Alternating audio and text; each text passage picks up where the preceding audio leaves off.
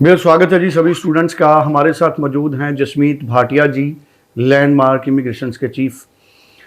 USA का visa Punjab, Haryana या north में इतना कम क्यों मिल रहा है, जबकि देश के दूसरे हिस्से में यूएसए का वीज़ा काफ़ी मिल रहा है? ये समझने वाली बात है और इस पर पूरी डिस्कशन जसमीत भाटिया जी से करेंगे। जसमीत जी, आपका बेहद स्वागत है जी। Hello everyone.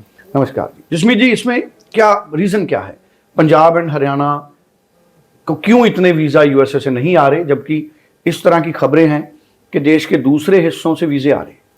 सर, देखा जाए तो अभी इस टाइम पे ऑस्ट्रेलिया ने नॉर्थ इंडियन स्टूडेंट्स पे बहुत ज़्यादा शिकंजा कसा हुआ है। न्यूजीलैंड भी नॉर्थ इंडियन स्टूडेंट्स पे बहुत ज़्यादा टफ हो रहा है। देखो, अब देखने को आ रहा है कि कनाडा भी अपने डिसीजंस को लेके ज़्यादा खुश नहीं नज़र आ रहा कि इतने ज़्यादा वहाँ पे नॉर्थ इंडियंस पहुँच गए। अब प्रॉब्लम ये है कि फर्स्ट जो सबसे बड़ी प्रॉब्लम हमारे नॉर्थ इंडियंस की है कि एक हमारे अंदर एग्रेशन बहुत है। सो हम हर चीज़ को लेके हम उसका रिज़ल्ट इमीडिएट चाहते हैं। हम अगर कोई इन्वेस्टमेंट करते हैं, सपोज़ आप एजुकेशन पे इन्वेस्टमेंट कर रहे हो, हम उसको भी आरओआई की तरह देख रहे हैं कि आज पैसे लगाए हैं और कल से हमें पैसा आना शुरू हो जाए, which is not a possible in education thing. Secondly, fake documents जो एजेंट्स हैं वो बहुत प्रमोट करते हैं नॉर्थ इंडिया में। फेक फंडिंग का बहुत ज़्यादा ट्रेंड है नॉर्थ इंडिया में। सो स्टूडेंट्स, अगर हम ये चीज़ें करते रहेंगे फ्यूचर में भी, तो मेरे को लगता है कि जो सारे ही कंट्री हैं वो नॉर्थ इंडिया को, जिसको कहेंगे कि लास्ट अपनी एंट्री पॉइंट पे डाल देंगे। जो क्रीम बच्चा होगा, यानी कि जो सबसे अच्छा बच्चा होगा नॉर्थ इंडिया का, वही बाहर जा पाएगा।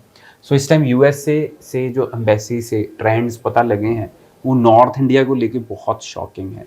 वो यही है कि जो नॉर्थ इंडियन स्टूडेंट्स ज़्यादातर एम्बेसी में आ रहे हैं वो ऑनेस्ट नहीं है, वो डॉक्यूमेंट्स सही नहीं प्रूव कर पा रहे हैं, वो वहाँ पहुँच के भी जब काउंटर क्वेश्चन करते हैं तो वो नहीं कर पा रहे हैं।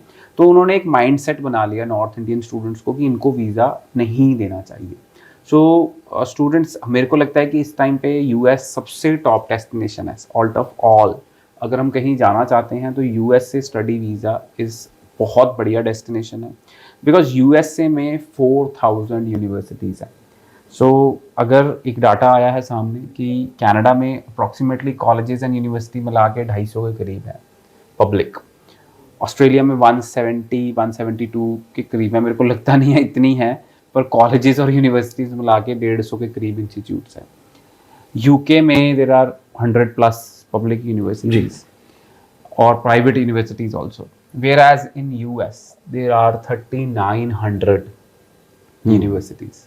3900 यूनिवर्सिटी। एंड अगर हम मेजर डेस्टिनेशंस की बात करें, यूके, ऑस्ट्रेलिया एंड कनाडा, अगर हम तीनों का टोटल मारते हैं तो 500 यूनिवर्सिटीज़ हैं, कॉलेजेस हैं इन 3 लोकेशंस पे, वेयर एज यूएसए में there are 4000 universities.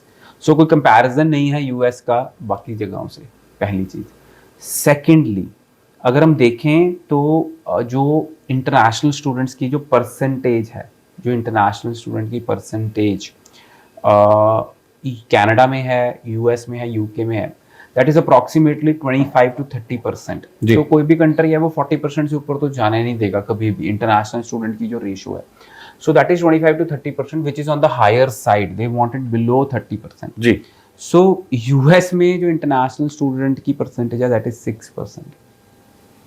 So scope of growth जो मुझे सबसे ज़्यादा किसी कंट्री में नज़र आ रहा है तो वो यूएस में है इंटरनेशनल स्टूडेंट्स का। बट हमारे नॉर्थ इंडियन स्टूडेंट्स को US as a top destination लेके चलना चाहिए। आज की डेट में जो जनवरी टू दिसंबर का एक कोटा होता है यूएस का, वो ऑलमोस्ट ख़त्म है, क्योंकि दिसंबर में ऑलमोस्ट उनका जो एक सेट सेगमेंट लेके चलते हैं कि इस साल में हमने इतने वीज़ाज देने हैं, वो ऑलमोस्ट दे चुके हैं। और नया जो अलॉटमेंट होती है नेक्स्ट ईयर की, there is a growth of 10% every year. So हर साल, जैसे last year it's coming to our knowledge कि 1,10,000 वीज़ा दिया है यूएस ने, and next year they want to give close to 140 150, that is a big jump. या एक ज़्यादा देंगे जितना लास्ट ईयर दिया है, बिकॉज यूएस में यूनिवर्सिटीज इतनी है। सो आप समझें कि आने वाले 10 साल भी यूएस अगर ग्रो करता रहे अपना नंबर, तो तब भी उन्हें फ़र्क नहीं पड़ता, इतनी ज़्यादा यूनिवर्सिटीज़ हैं। बट हमारी एक राइट अप्रोच होनी चाहिए। पहले तो अब हमने अपने दिमाग से ये निकालना है कि हम फेक फंड्स लगा के यूएस जा सकते हैं, फेक डॉक्यूमेंट्स लगा के यूएस जा सकते हैं, कुछ भी कह देंगे हाई कमीशन में हम यूएस जा सकते हैं। यूएस से हाई कमीशन एक दिन पहले आपकी फाइल का ऑडिट करती है and it is a pre planned visa. वो पहले ही डिसाइड करके रखते हैं कि इसको वीज़ा देना है कि इसको नहीं देना है। सो जब आप काउंटर पे जाते हैं तो उन्होंने तभी आपको वो एकदम से मना कर देते हैं, okay go, we are not giving you visa, या they accept you with smile. जिसको वीज़ा देना है उसको कहते हैं आजा भाई तेरे से अब सवाल पूछते हैं। क्योंकि वहाँ पे हम इंस्टाग्राम पेज, वहाँ पे हम अपना फेसबुक पेज, तो वो जब डालते हैं तो उनको पता होता है कि ये बच्चे का वो पूरी हिस्ट्री बैकग्राउंड चेक करके रखते हैं। सेकेंडली उन्हें पता है कि कौन से कंसल्टेंट से ये बच्चा आया। जितना मर्जी आप झूठ बोल लो, यूएस को पता है। एंड जो कंसल्टेंट है उन्होंने टारगेट किए हैं कि ये कंसल्टेंट जो हैं यहाँ से डॉक्यूमेंट जेन्युइन नहीं आते, तो जो ये बच्चा वहाँ विंडो पहुँचता है उसको सीधा रिफ्यूजल मिलती है जी। सो स्टूडेंट्स बिल्कुल भी हम ये ना सोचें कि हम उनकी आंख में, जिसको कहते हैं धूल झोंकना, बिल्कुल आंख में धूल झोंक सकते हैं। सो यूएस का जो प्रोसेस है बड़ा सिंपल है। कोई 15 दिन, 2 महीने, 6 महीने वो फाइल प्रोसेसिंग के लिए नहीं रखते। 1 मिनट, 2 मिनट, 3 मिनट में उन्होंने वीज़ा दे देना है। आप काउंटर पे गए, they are decided you will get the visa and 3 दिन में आपके घर वीज़ा स्टैम्प होके आ जाना। सो मेरे को लगता है ये बहुत बढ़िया अप्रोच है यूएस की। It is a very fair system and they need only good quality students and I am very very, जिसको कहूँगा कि पॉजिटिव अबाउट यूएस, अगर आप सही ढंग से अपनी फाइल यूएस में लगाएंगे। बिल्कुल ठीक है।